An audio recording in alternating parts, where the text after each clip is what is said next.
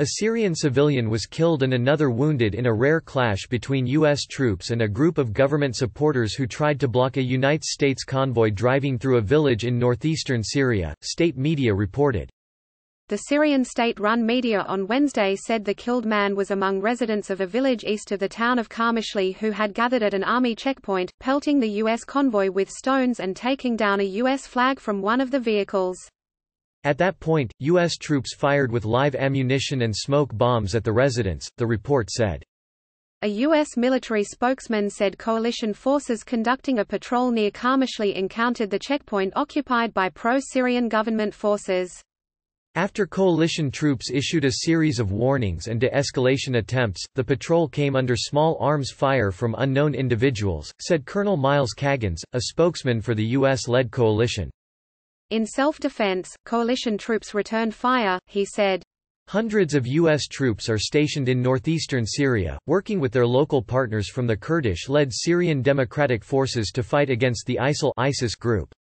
Videos posted on social media appeared to show residents quarreling with U.S. military personnel.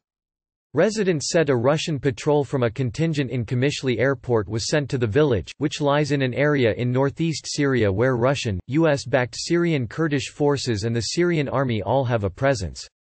The U.S. carries out patrols in northeastern Syria, but it was not immediately clear why the convoy drove into a government-controlled area. The incident marks a rare confrontation involving U.S. and Syrian troops in the region where Russian forces are also deployed, and is certain to further escalate tensions. The Syrian war, now in its 9th year, has Russia supporting President Bashar al-Assad's government, while Turkey is the rebels' main backer. Turkish President Recep Tayyip Erdoğan said on Wednesday that Turkey will attack Syrian government forces anywhere in Syria if another Turkish soldier is hurt. Forces loyal to al-Assad, backed by Russian air cover, have been advancing into the last rebel-held areas of Idlib and nearby Aleppo countryside, seizing dozens of towns and sparking a large-scale humanitarian crisis.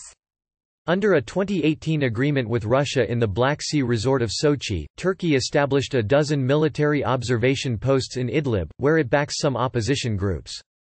Several of these posts have been surrounded by government forces in recent weeks. At least 13 Turkish soldiers have been killed by Syrian artillery fire this month.